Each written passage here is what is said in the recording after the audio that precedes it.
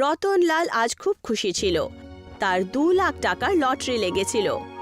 ও হাসি খুশি নিজের বাড়িতে এসে নিজের স্ত্রী আরতিকে বলে, এই যে শুনছো কমলার মা। কি হয়েছে? কেন এত জোরে জোরে চিৎকার করে যাচ্ছ? আরে যে খুশির খবর তোমাকে আমি শোনাতে চলেছি না বটে, সেটা শোনার পরে বটে তুমিও খুশিতে একেবারে পাগল হবে বটে। আরে এমন কি সুখবর শোনাতে যাচ্ছ গো যে আমি খুশিতে চিৎকার করব?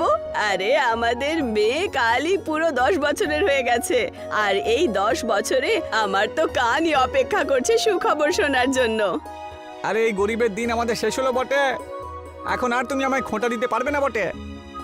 এখন এইভাবে বলো না গো, আর তাড়াতাড়ি সুখবর শোনাও। আরে কমলার মা, আজকে 2 লক্ষ টাকার লটারি আমি পেয়েছি বটে। এই নাও 2 লক্ষ টাকা নাও বটে, আর গিয়ে আলমারিতে রেখে দাও বটে। রতনলালের কথা শুনে আরতি খুশির চোটে চিৎকার করে বলে, আরে আমার তো আগে থেকেই জানতাম যে তুমি একদিন বড় কাজ নিশ্চয়ই করবে। আরে এত লাফালাফি করার দরকার নেই, বুঝলে বটে। যখন আমি লটারির টিকিট কাটতাম না বটে, তখন তুমিই আমাকে নিয়ে ঠাট্টা করতে বটে। রতনলাল এই কথাটা বলেই ছিল, তক্ষুনি তার বাড়িতে গ্রামের প্রধান হাসতে হাসতে চলে আসেন। আরে প্রধান মশাই, আপনি এখানে কেন বটে? কি রতনলাল, তোমার বাড়ি থেকে আমি এই সময় আসতে পারি না নাকি? না না, এমন কোনো ব্যাপার নয় বটে। আসল ব্যাপারটা হলো গিয়ে বটে, আমার মতন গরিব মানুষের বাড়িতে যদি গ্রামের প্রধান চলে আসে বটে, তাহলে এটা তো আমাদের জন্য খুব খুশির খবর, তাই না বটে? হ্যাঁ, এই যে আরতেই শুনছো গো বটে, প্রধান মশাইয়ের জন্য চা বানাও বটে। রতনলালের কথা শুনে আরতি টাকা আলমারিতে একটা জায়গায় রেখে প্রধানের জন্য চা বানাতে চলে যায়। আরে আমার একটা দরকারি কাজ মনে পড়ে গেছে, এবার আমায় যেতে হবে। আরে প্রধান মশাই বটে, আমার বউ চা তৈরি করছে বটে, অন্ততপক্ষে চাটা খেয়ে যান বটে। এইটুকু বলে রতনলাল রান্নাঘরে চলে যায়, আর প্রধান সবার নজর চুরিয়ে রুমের দিকে চলে যায় যেখানে আরতি টাকা রেখেছিল। প্রধান ওই টাকাগুলো বার করে নেয় আর তাড়াতাড়ি ওখান থেকে পালিয়ে যায়। আরতি আর রতনলাল যখন ওই রুমে যায়, তখন ওরা আলমারি খোলা দেখতে পায়। হায় রাম, আমাদের গাড়িতে চুরি হয়ে গেছে, আমরা বরবাদ হয়ে গেলাম। প্রথমবার আমাদের জীবনে এত বড় টাকা পেলাম, আর সেটাও চুরি হয়ে গেল। আমি তো এটা ভাবতেও পারি না যে প্রধান এত বাজে কাজ করতে পারবে বটে। আমার বাড়িতে চুরি করার আগে একবারও ভাবলো না বটে। আমি এর জন্য নালিশ জমিদারের কাছে করবো বটে। অন্যদিকে প্রধান হাসতে হাসতে সোজা জঙ্গলের দিকে চলে যায়। হঠাৎ করে প্রধান নিজের এক হাত দিয়ে নিজের চেহারার চামড়া ধরে টানতে শুরু করে। কিছুক্ষণের মধ্যেই তার হাতে একটা আশ্চর্য রকম দেখতে মুখোশ চলে আসে, আর প্রধানের চেহারা একটা বুড়ো মহিলাতে পরিবর্তিত হয়ে যায়। অনেক আসলো 2 লাখ টাকা খরচ করবে বলে। আমি দেখছি এই গ্রামে এখন কে সুখী থাকে। এই গ্রামের কোনো এমন বাড়ি ছাড়বো না, আর প্রত্যেক বাড়িতে চুরি করব। গ্রামের লোকেদের জীবন একেবারে দুঃখময় করে তুলব। এইটুকু বলে সেই বয়স্ক মহিলা মুখোশ আবার নিজের চেহারায় পরে নেয়।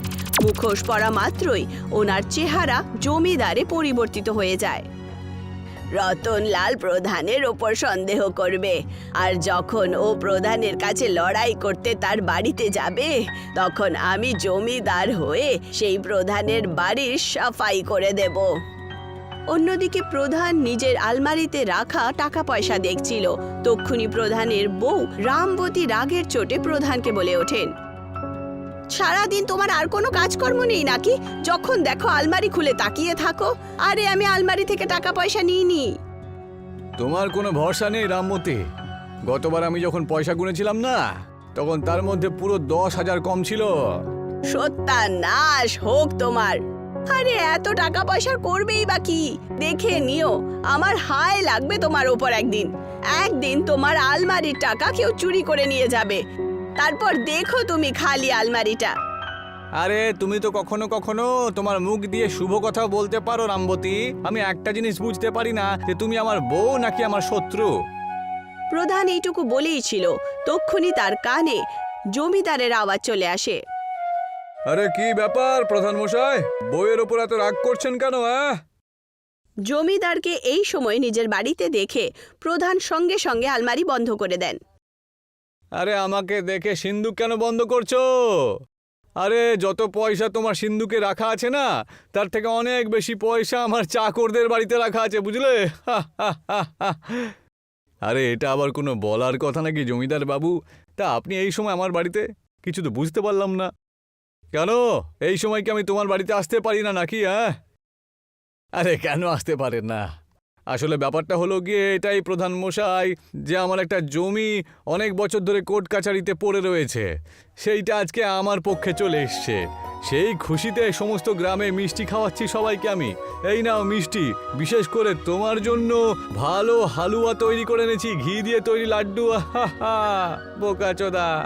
মিষ্টি দেখার পর প্রধান আর রামবতীর মুখে জল চলে আসে, কারণ কাল্লু মিষ্টিওয়ালার মিষ্টি দূর দূর পর্যন্ত গ্রামে প্রসিদ্ধ ছিল।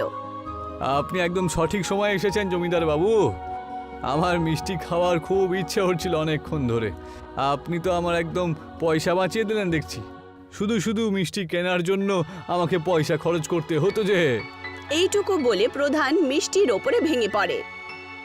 আরে এই সমস্ত মিষ্টি তুমি একাই খাবে নাকি? আমাকেও তো খেতে দাও না। দাও, এদিকে দাও। রামবতীও মিষ্টি খেতে শুরু করে দেয়। মিষ্টি খাওয়া মাত্রই রামবতী আর প্রধানের মাথা ঘুরতে শুরু করে, আর ওরা কিছুক্ষণের মধ্যেই অজ্ঞান হয়ে পড়ে যায়।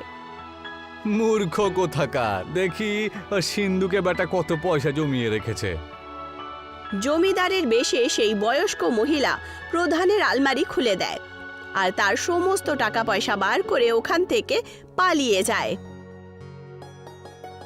জ্ঞান ফেরার পর প্রধান প্রচণ্ডভাবে চিৎকার শুরু করে। আরে আমি শেষ হয়ে গেলাম, নিঃস্ব হয়ে গেলাম। আমি তো কখনো এটা ভাবিনি যে যে আমার বাড়িতে এসে জমিদার বাবু চুরি করবেন। হায় রামবতী, তোমার কুকথা সব সত্য হয়ে গেল গো। আরে এখন দাঁড়িয়ে দাঁড়িয়ে চিৎকারই করবে নাকি জমিদারের বাড়িতেও যাবে? চলো আমার সাথে, আমি জমিদারের মাথা ঠিক করছি। প্রধান আর রামবতী রাগের চোটে নিজের বাড়ি থেকে বাইরে বেরোয়, আর অন্যদিকে ওই বয়স্ক মহিলা আবার জঙ্গলে কুটিরের কাছে চলে আসে আর সে নিজের মুখোশ খুলে দেয়। মুখোশ খুলে দেওয়া মাত্রই সে জমিদার থেকে বয়স্ক মহিলাতে পরিবর্তিত হয়। এখন এই গ্রামে জমিদারই বেঁচে আছে যে সব থেকে বেশি ধনবান। ওর ওখানে চুরি করে তারপর গ্রামের সমস্ত লোকেদের বাড়িতে চুরি করব। এইটুকু বলে সেই বয়স্ক মহিলা মুখোশ আবার চেহারায় পরে নেয়। মুখোশ চেহারাতে পড়া মাত্রই সে রতনলালের রূপে পরিবর্তিত হয়ে যান আর জমিদারের বাড়ির দিকে চলে যায়। অন্যদিকে জমিদার নিজের চাকর বল্লীকে রাগের চোটে বলছিলেন, বললি আজকে রতনলাল কাজে আসেনি কেন? জানি না জমিদার বাবু, নিশ্চয়ই আজকে লটারির টিকিট পেয়েছে আবার। সব সময় ও তো লটারি টিকিট কাটতেই থাকে, কখনো কখনো লটারি পায় নাকি পায় না। এমনিতেই আমার বউ আজকে বাড়িতে নেই, তার ওপর আমার জমি যাকে বিক্রি করতে চলেছি সেই লোকটা আজকে এখানে আসবে, আর ওর আবার রতনলালের তৈরি হাতের চাই ভাল লাগে। তক্ষুনি সেই বয়স্ক মহিলা রতনলালের বেশে জমিদারের বাড়িতে চলে আসে। আমি তো তোমারই অপেক্ষা করছিলাম রতনলাল, আজকে কাজে আসতে এত দেরি করলে যে? আজকে আমার শরীরটা ভালো ছিল না জমিদার বাবু, আমি তাড়াতাড়ি চলে যাব। রতনলাল এইটুকু বলেই ছিলেন, তক্ষুনি জমিদারের জমির গ্রাহক একটা ব্যাগে টাকা নিয়ে ওখানে চলে আসে। জমিদার রতনলালের দিকে তাকিয়ে বলে, ঠিক আছে, আজকে তুমি তাড়াতাড়ি চলে যেও। যাও, সবার জন্য ভালো করে চা বানিয়ে নিয়ে এসো তো। জমিদারের কথা শুনে রতনলাল চা বানাতে শুরু করে। কিছুক্ষণের মধ্যেই রতনলাল 3 কাপ চা নিয়ে চলে আসে। 3 কাপ চা কেন? 1 কাপ চা বেশি হয়ে গিয়েছিল জমিদার বাবু, তাই আমি ভাবলাম বাল্লি ভাইও খেয়ে নেবে না হয়। রতনলালের কথা শুনে বল্লী খুশি হয়ে চায়ের কাপ সঙ্গে সঙ্গে তুলে নেয়। একটা চায়ের কাপ ওই গ্রাহকের দিকে দেওয়া হয়, কিন্তু ওরা 3 জন চা খাওয়া মাত্রই অজ্ঞান হয়ে যায় আর সেই বয়স্ক মহিলা সঙ্গে সঙ্গে পয়সার ব্যাগ তুলে ওখান থেকে পালিয়ে যায়। কিছুক্ষণ পর 3 জনেরই জ্ঞান ফেরে। জানি না আমার এমনটা কেন মনে হচ্ছে যে ঠিক যেন আমি একটু পরেই ঘুম থেকে উঠলাম। জমিদার বাবু, আপনার মনে হয়নি বরং আমরা সবাই ঘুম থেকে উঠলাম ওই রতনলাল চায়ের মধ্যে কিছু মিশিয়েছিল অবশ্যই। তক্ষুনি সেই গ্রাহক আশ্চর্য হয়ে বলে ওঠে, জমিদার বাবু, পয়সা ভর্তি আমার ব্যাগ যে উধাও হয়ে গেল। বুঝে গেছি, এটা নিশ্চয়ই ওই রতনলাল বেটা করেছে। যখন লটারি কেটে বড়লোক হতে পারলো না, শেষমেশ ও এই উপায়টা বের করলো। হ্যাঁ, আমি ওই রতনলালকে ছাড়বো না, চলো আমার সাথে। বল্লি আর জমিদার রাগের চোটে রতনলালের বাড়ির দিকে রওনা দেয়। অন্যদিকে প্রধান জমিদারের বাড়িতে আসছিলই। তক্ষুনি রতনলাল প্রধানকে রাস্তাতেই দেখা করে। রতনলাল প্রধানকে দেখে রেগে যায় আর বলে, প্রধান মশাই, আপনার কাছ থেকে আমি এরকম আশা করিনি। আমি 10 বছর ধরে পরপর লটারি কাটছিলাম, আর আজকে যখন আমি লটারি থেকে 2 লক্ষ টাকার লটারিটা জিতলাম, তখন আপনি এসে আমার বাড়ি থেকে চুরি করে নিলেন। আরে তুমি তো ঠিক কথাই বলেছো রতনলাল, 2 লাখ তুমি কখনো স্বপ্নে দেখেছো? হ্যাঁ, আর আমি তোমার বাড়িতে কেন চুরি করতে যাব? আরে আমার বাড়িতে তো এমনিই চুরি হয়ে গেছে গো। বাহ, উল্টো চোর পুলিশকে বলছে। যখন আপনি জানতে পারলেন যে আমরা আপনার কাছে টাকা চাইতে আসছি, তখন আপনি নতুন বাহানা বানালেন যে আপনার বাড়িতে নিজেই চুরি হয়ে গেছে। আরে আপনি তো গ্রামের প্রধান, আপনার বাড়িতে কে চুরি করবে? দেখো আরতি, আমার বরের উপরে মিথ্যে আরোপ লাগিও না। আমার বর ঠিক বলছেন। কিছুক্ষণ আগেই জমিদার আমাদের বাড়িতে এসেছিলেন আর আমাদের আলমারি থেকে সমস্ত টাকা নিয়ে যান। এটা একেবারে মিথ্যে কথা। আমি জমিদার বাবুকে খুব ভালো করে চিনি। আরে ওনার ওখানে কাজ করছি প্রায় 10 বছর হয়ে গেল। তুমি হয়তো জানো না, ওনার বাড়ির খাবার থেকে শুরু করে চা পর্যন্ত আমিই তৈরি করি। আর ওরা কত বড় লোক, তোমার কোনো ধারণা আছে?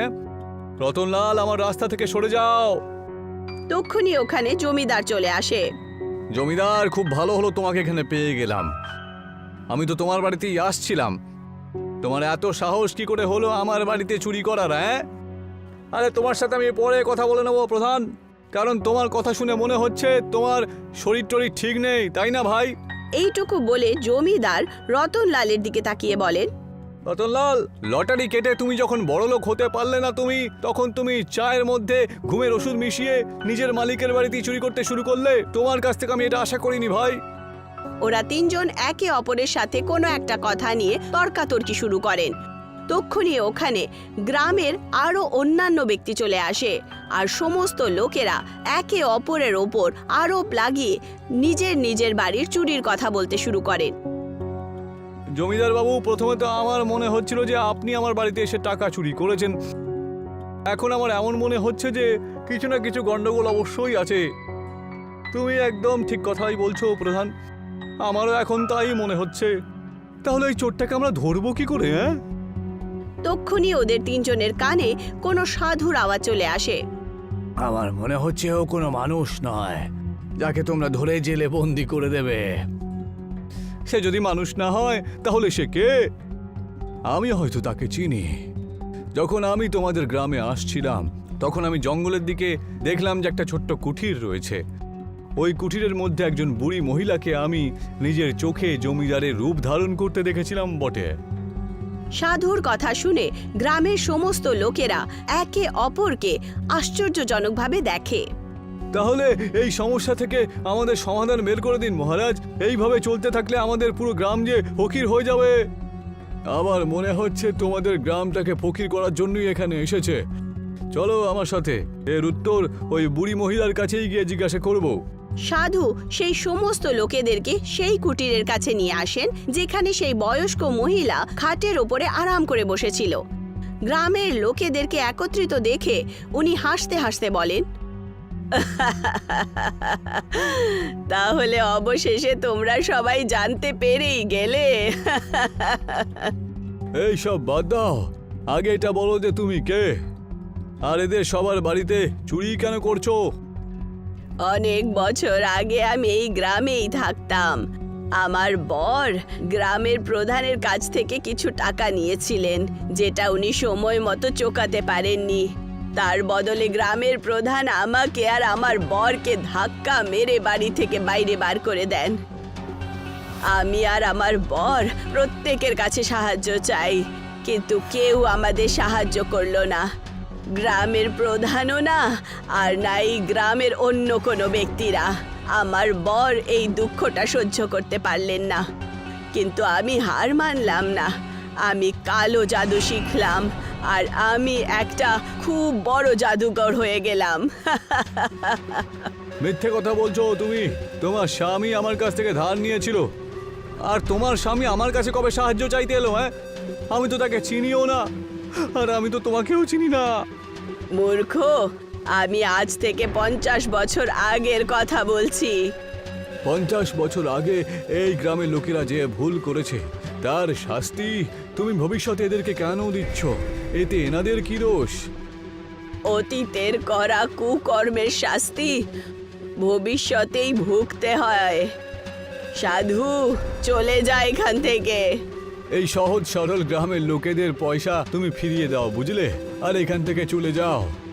একদম সম্ভব না সাধু, এখন আমাকে কেউ আটকাতে পারবে না। এইটুকু বলে সেই বয়স্ক মহিলা নিজের চেহারায় মুখোশ পরতেই যাচ্ছিল। তক্ষুনি সেই সাধু চিৎকার করে রতনলালের দিকে তাকিয়ে বলেন, ওর মুখোশটা কেড়ে নিয়ে ভেঙে দাও। মনে হচ্ছে ওই মুখোশের মধ্যেই ওর শক্তি রয়েছে। রতনলাল খুব তাড়াতাড়ি সেই মুখোশটা ওই বয়স্ক মহিলার থেকে নিয়ে নেয় আর সেটাকে ভেঙে দেয়। মুখোশ ভাঙা মাত্রই ওই বয়স্ক মহিলা হঠাৎ করে একটা কালো ধুঁয়োতে পরিবর্তিত হয়ে যায়। জমিদার, রতনলাল, প্রধান আর গ্রামের সমস্ত লোকেরা নিজের নিজের টাকা নিয়ে নিজের নিজের বাড়িতে ফেরত চলে যায়। আর তারপর সমস্ত গ্রাম নিজের জীবন হাসি খুশি কাটাতে শুরু করে।